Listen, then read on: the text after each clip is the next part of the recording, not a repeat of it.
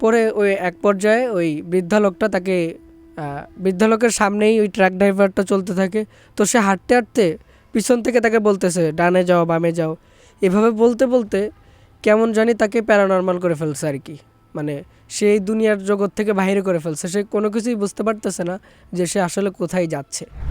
সে ওইখান থেকে যখন বের হোটেল থেকে ওই বাটিটা নিয়ে, খাবারের বাটিটা নিয়ে যখন বের হয়, তখন সে একটা জিনিস অনুভব করে যে পিছনে তার যে বুড়িটা ছিল হঠাৎ করে নিমেষেই জানি কিভাবে সে ওইখান থেকে উধাও হয়ে গেল আর কি। সে হোটেল থেকে বের হয়ে পিছনের দিক তাকায় ওই বৃদ্ধা মহিলাটাকে আর খুঁজে পায় না। তো সে ওইখানে ওই জিনিসটাকে নর্মালিভাবেই নেয় যে হয়তো বা ওয়াশরুমে বা অন্য কোথাও গেছে, যাই হোক আমাকে যেহেতু দিয়ে দিয়েছে আমি চলে যাই। যেহেতু সে একটা নির্জন একটা গ্রামে ছিল, হয়তো তার সাথে এরকম খারাপ কোনো জিনিস ঘটছে আর কি। আর হাতটা যেই ছেঁড়ার অংশটা, ডাক্তাররা দেখে বলল যে এই ছেঁড়ার অংশটা কোনো ছুরির আঘাতের না, মনে হচ্ছে যে কেউ খুব জোরে টান দিয়ে তার হাতটাকে ছিঁড়ে নিয়ে গেছে। এটা কিভাবে সম্ভব?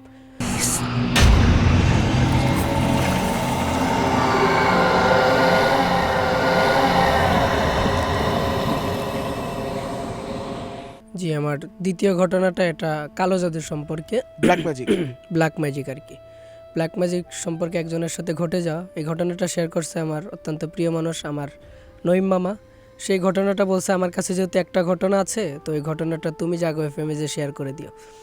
তো আমি তার অনুযায়ী সে আমাকে যেভাবে শেয়ারটা করছে সেভাবে আমি এখানে বলতেছি।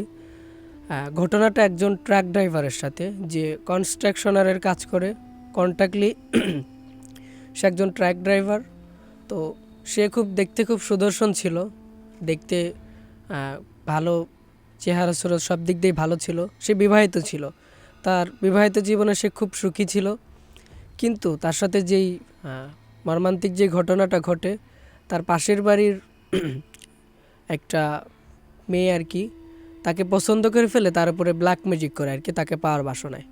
তো এটা ব্ল্যাক ম্যাজিকটা করার পরে তার সাথে যেই ভৌতিক যেই ঘটনাটা ঘটে বা তার সাথে যেই জিনিসটা ঘটে যায়, সেটা হচ্ছে আজকের কাহিনীটা। তো সে শহর থেকে আশেপাশের যেখানে কনস্ট্রাকশনারের কাজ হয় সেইখানে সে মূলত সিমেন্ট, বালি, পাথর, ইট এইগুলোই তার ট্রাকে সরবরাহ করে। তো সে শহর থেকে অনেকটাই দূরে একটা গ্রামে একটা কন্ট্রাক্টের কাজ পায়, যেখানে তাকে 1.5 থেকে 1 মাস এরকম দিন যাবৎ তাকে শহর থেকে ওইখানে পাথর নিয়ে যেতে হবে আর কি, এরকম একটা সে কাজ পায়। তো সে যখন সাহসী ছিল, আর সে বেশিরভাগই নাইট ডিউটি করতো আর কি, যেহেতু মালবাহী যেই ট্রাকগুলি আছে এই ট্রাকগুলি রাত্রেই বের হয় অনেক সময় সাধারণত শহর থেকে। তো সে এরকম একদিন রাত্রে ট্রাকে করে খোয়ানে বা পাথর নিয়ে সে ওই গ্রামে গেছে আর কি। গ্রামে যাওয়ার পরে যেহেতু সে রাত্রে এখান থেকে বের হয়, সে এখানে পৌঁছাইতে রাত 2টা-3টা এরকম বাজে আর কি। মধ্যরাতের আগে সে কখনোই পৌঁছাইতে পারে না। তো সে যখন পৌঁছায়, সে তার গাড়িতে সবসময় শুকনা খাবার রাখে। ওইখানে পৌঁছানোর পরে সে শুকনা খাবার এবং পানি এই সমস্ত জিনিস খেয়ে তার রাতটা পার করে। তো তার ভিতরে একটা আকাঙ্ক্ষিত একটা বিষয় ছিল যে আমি গ্রামে আসছি, গ্রামে যদি কোথাও যদি আমি খাবারের হোটেল যদি পেতাম, তাহলে আমি আমার যে ভাত খাওয়ার যে বাসনাটা, রাত্রে এক্স্যাক্টলি সবাই ভাত তরকারি এই সমস্ত কিছু খেতে চায়, বিশেষ করে ড্রাইভার যারা তারা। তো তার ভিতরে এরকম একটা আকাঙ্ক্ষিত একটা বাসনা তৈরি হয় আর কি, যে পেলে খুব ভালো হতো। তো তার সাথে প্রথম দিনে এই ঘটনাটা ঘটে, ব্ল্যাক ম্যাজিকের প্রভাবটা। সে প্রথমে ট্রাকের মধ্যে সব শুকনা খাবার, পানি এই সমস্ত খেয়ে শুয়ে থাকার পরে যখন সে ঘুমায় পড়ে, এক পর্যায়ে সে রাত্রে দেখে 3:30 বা 4টার সময় তার ট্রাকের দরজায় কেউ টোকা দিচ্ছে। 2-3 বার টোকা দিছে। টোকা দেওয়ার পরে সে দরজাটা না খুলে জানলাটা খুলছে আর কি ট্রাকের। বলতেছে, কে ভাই এত রাতে?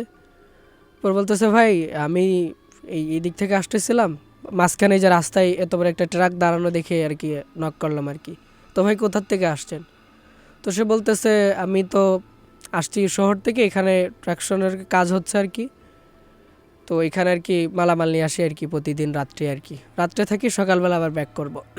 পরে বলতেছে, আচ্ছা আচ্ছা ভাই, রাত্রে তাহলে খাবার খেয়েছেন? পরে বলতেছে, হ্যাঁ রাত্রে তো আমার কাছে শুকনো খাবার থাকে, মুড়ি চিরা এইসবই খাইছি আর কি, তবে ইচ্ছা ছিল খুব ভাত খাওয়ার। পরে বলতেছে, ও ও আচ্ছা আচ্ছা ভাই, ভাত খাওয়ার ইচ্ছা, ঠিক আছে ভাই, দেখা যাবে কোনো এক সময়। আমি আপনার জন্য যদি নেক্সট টাইম কখনো এখানে আসি তো আপনার জন্য নিয়ে আসবো। তো প্রথম দিন তার সাথে এরকম একটা ঘটনা ঘটে যায়। এই ঘটনাটা খুব দৃষ্টি নন্দন না, কিন্তু সামনে আসতেছে আর কি ইনশাল্লাহ। পরে সে এইভাবে কয়েকদিন পার করে আর কি, ওই লোকটার আর কোনো দেখা নাই।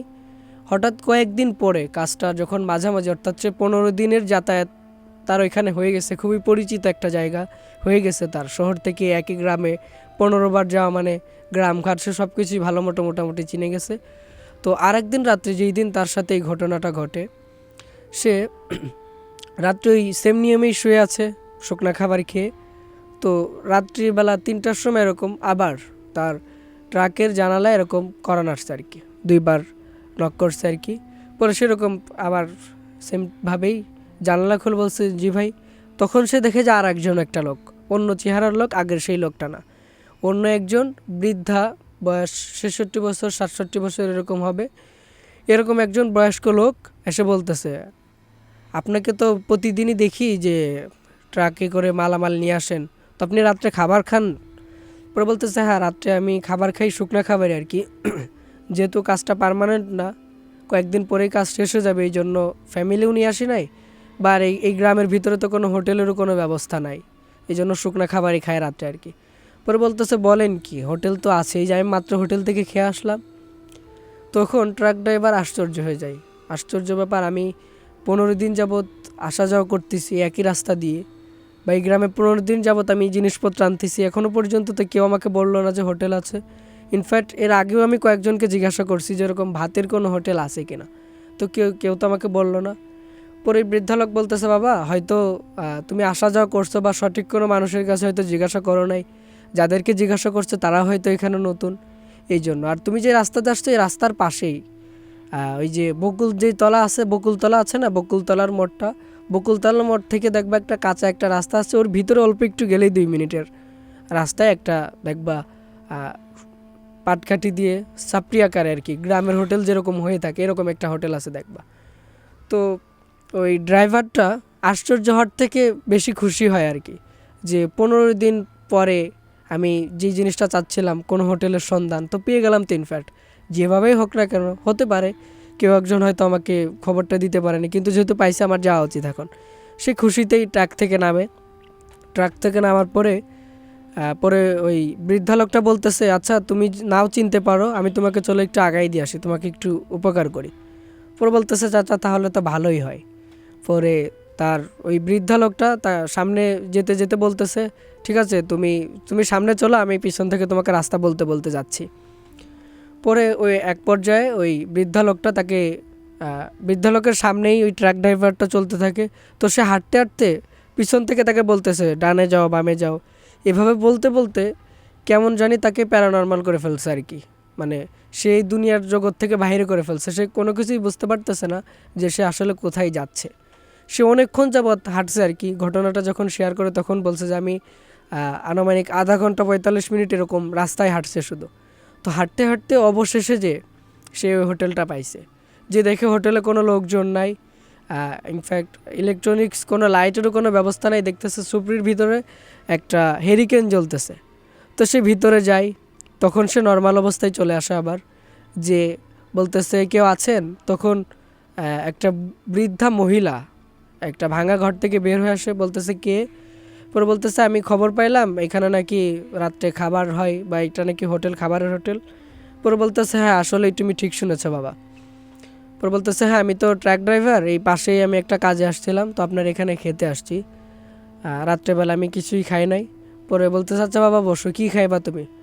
পরে বলতেছে আপনার এখানে কি গরুর মাংস বা এরকম কোনো কিছু হবে কি না, কোনো মাংস জাতীয় খাবার চাচ্ছিল তিনি।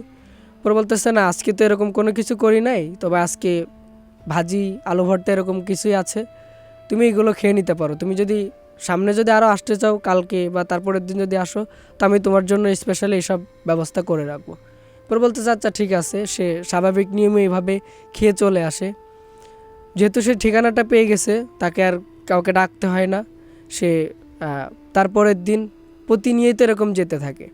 তো যেতে যেতে ওইখানে একদিন তার প্রতিদিনই সে তারপর থেকে গরুর গোশত, তারপরে গরুর গোশতের যে ঝুড়িটা হয় মানে গরুর গোস্ত ভাজা ভাজা করে ফেলে ঝোড়া হয়ে যায়, এরকম একটা গোস্ত সে এখানে খায়। খেয়ে তার ভিতরে খুব ভালো একটা স্বাদ আস্বাদন হয়, সে ওইটার প্রেমে পড়ে যায় এক কথায়। খুবই বেশি যাওয়া আসা করে এখানে। যাওয়া আসা করতে করতে একদিন ওই হোটেলের ওই বৃদ্ধা মহিলাটা তাকে বলতেছে, বাবা তুমি তো এখানে খাচ্ছ, আমার খুব ভালো লাগে তোমাকে দেখে, তো আজকে তোমাকে আমি বাটি ভরে এই গরুর মাংস ভুনা এবং গরুর গোস্তের যে ঝোড়াটা আছে এটা আমি তোমাকে বাটি ভরে দিয়ে যাব, তুমি নিয়ে যাবা, ট্রাকের ভিতরে খাইলা বা তোমার ফ্যামিলির জন্য নিয়ে গেলা। তো ট্রাক ড্রাইভারটাও খুব খুশি হয়ে যায় এবং ওইখানে 5-6 দিন যাবৎ যাতায়াত করতে করতে ওই বুড়িটাকেও খুব বিশ্বাস করে নেয়। তো সে ওই টিফিন বক্সের ভিতরে খাবারটা নিয়ে ট্রাকের দিকে আসতে শুরু করে। এখন থেকে আর কি তার সাথে ভৌতিক ঘটা শুরু হয়। তো সে ওইখান থেকে যখন বের হয়, হোটেল থেকে ওই বাটিটা নিয়ে, খাবারের বাটিটা নিয়ে যখন বের হয়, তখন সে একটা জিনিস অনুভব করে যে পিছনে তার যে বুড়িটা ছিল হঠাৎ করে নিমেষেই জানি কীভাবে সে ওইখান থেকে উধাও হয়ে গেল আর কি। সে হোটেল থেকে বের হয়ে পিছনের দিক তাকায় ওই বৃদ্ধা মহিলাটাকে আর খুঁজে পায় না। তো সে ওইখানে ওই জিনিসটাকে নর্মালিভাবেই নেয় যে হয়তো বা ওয়াশরুমে বা অন্য কোথাও গেছে, যাই হোক আমাকে যেহেতু দিয়ে দিয়েছে আমি চলে যাই।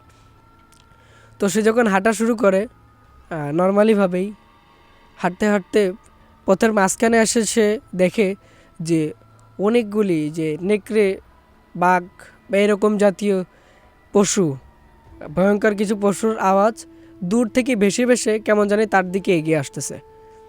তো সে লক্ষ্য করে যে আমার আগে তো এরকম কখনো হয় না, আমার তো এখানে প্রায় 45 দিন যাবৎ যাওয়া আসা চলতেছে, বা এই হোটেলেও তো আমি 5-6 দিন চলাফেরা করতেছি, এরকম কখনো ঘটে নাই, হয়তো আজকে গোস্ত নিয়ে আসতেছি এর ঘ্রাণে ঘ্রাণে হয়তো হতে পারে। তো সে দেখে যে আসলেই যেরকমটা সে ভাবছিল সেরকমটাই ঘটলো। অনেকগুলি নেকড়ে শিয়াল বা বন্য শিয়াল এরকম অনেকগুলি পশু এরকম ডাকতে ডাকতে তার দিকে আগায় আসতেছে, এবং তাদের ওই পশু পাখিদের ভাবটা এরকম ছিল যে তার দিকে এসে হয় তাকে গ্রাস করে নিয়ে যাবে, না হয় বাটিটাকে, এরকম একটা ভাব। তো সে যখন বুঝতে পারে যে ওই শিয়ালগুলো হয়তো আমার জন্য বা আমার কাছে যে গরুর গোস্ত আছে এইগুলোর জন্য হয়তো আসতেছে, তো সে প্রথম দিন এই জিনিসটা বোঝার পরে সে বাটিটাকে ছুঁড়ে ফেলে দেয়। তো বাটিটাকে ছুঁড়ে ফেলে দেওয়ার পর ওই অনেকগুলো প্রাণী আসছিল। এটা অবাক করা বিষয় যে আসলে গ্রামে যদি এতগুলো প্রাণী যদি থাকেও, নেকড়ে যদি এতগুলো প্রাণী থাকেও, আগে কেন আমার চোখে আসে নাই। তো সে দেখলো বাটিটা ফেলার সাথে সাথে নিম্নে 200 থেকে 250 মতো নেকড়ে, বন্য শিয়াল টিয়াল মিলে ওই বাটিটার উপরে হুবড়ি খেয়ে পড়ছে আর কি, যেন কতদিন ধরে তারা ক্ষুধার্ত।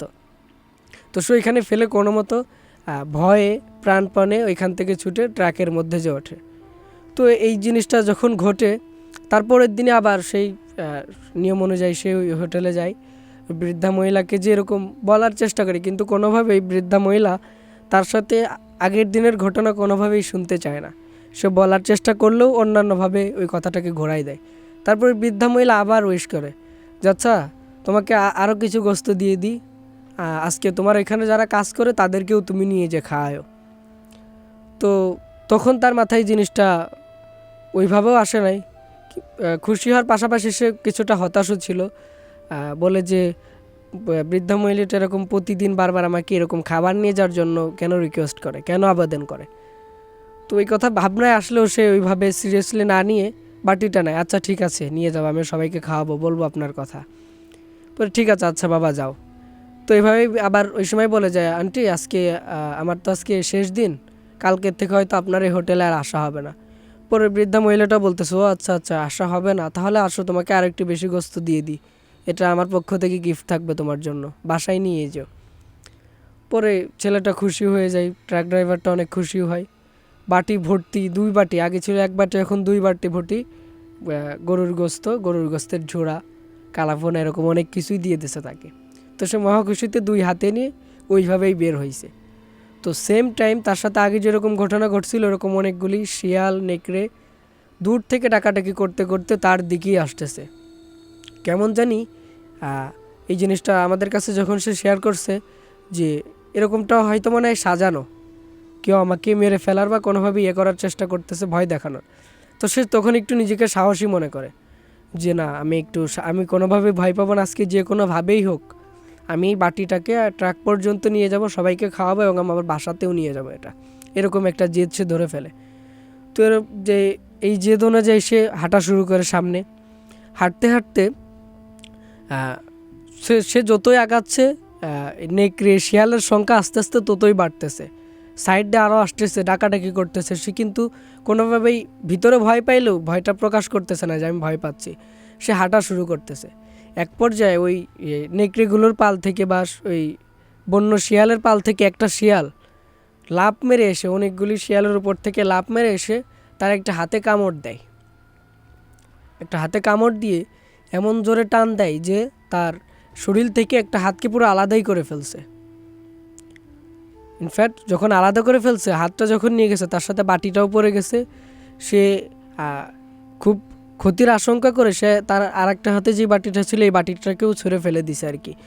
ফেলে দেওয়ার পরে তার কাছে যে গামছাটা ছিল, যেখানে তার যেখানে ছিঁড়ে গেছে আর কি, কেটে গেছে, হাতের যেই ছেঁড়া অংশটা ওইখানে গামছা দিয়ে সে চেপে ধরছে। চেপে ধরার পরে সে ওইখানে ওইভাবে কোনো মতে উঠেই প্রাণপণে আল্লাহ আল্লাহ করতে করতে দৌড় দিছে আর কি। ট্রাকের ভিতরে উঠে সে অজ্ঞান হয়ে পড়ে গেছে। তার আশেপাশে যতজন লোক ছিল, কাজ করতেছিল আর কি, সবাই ঘুমাইছিল আর কি। তার চিৎকার কান্না শুনে সবাই দৌড়ে আসছে ট্রাকের কাছে। ট্রাকের কাছে এসে সবাই দেখে তার এরকম অবস্থা। তো সবাই তাকে এইভাবে ওইখানেই অ্যাম্বুলেন্স কল করে আর কি তাকে হসপিটালে নিয়ে যায়। নিয়ে যেয়ে তাকে ওইখানে কোনোভাবে ব্যান্ডেজ করে ট্রিটমেন্ট করা হয়। ট্রিটমেন্ট করার পরে তার হাবভাবটা অনেক খারাপ, মানে সে যে একজন ট্রাক ড্রাইভার এরকম জিনিস সে ভুলে গেছে। তো এরকম একটা জিনিস আজ করতে পেরে তার পরিবারের লোক একটা জিনিস চিন্তা করলো যে আচ্ছা তাকে কোনো এই যেহেতু সে একটা নির্জন একটা গ্রামে ছিল, হয়তো তার সাথে এরকম খারাপ কোনো জিনিস ঘটছে আর কি। আর হাতটা যেই ছেঁড়ার অংশটা, ডাক্তাররা দেখে বলল যে এই ছেঁড়ার অংশটা কোনো ছুরির আঘাতের না, মনে হচ্ছে যে কেউ খুব জোরে টান দিয়ে তার হাতটাকে ছিঁড়ে নিয়ে গেছে। এটা কিভাবে সম্ভব? তো ডাক্তারটাও খুব হতাশাভম্ব হয়ে যে এটা যেহেতু ছুরি দিয়েও কাটা না, হয়তো এটা অন্য কোনো জাতের বা প্রাণীর, বা আমরা যে জিনিসটাকে বিশ্বাস করে থাকি যে জিন জাতি, এরকম কোনো জিনিসের কাজ হবে আর কি। যেহেতু অস্বাভাবিক একটা ঘটনা, এটা তাদের ছাড়া সম্ভবই না। পরে তাকে একটা কবিরাজের কাছে নিয়ে যাওয়া হয়। কবিরাজ তাকে চিকিৎসা আদি করে একটা জিনিস বুঝতে পারলো যে তার উপরে কেউ ব্ল্যাক ম্যাজিক করছে, এবং এক পর্যায়ে সে সব কিছু তদন্ত করে বুঝতে পারে যে একটা মহিলা তাকে পাওয়ার কামনায় তাকে কাছে পাওয়ার জন্য তার উপরে ব্ল্যাক ম্যাজিকটা করে আর কি।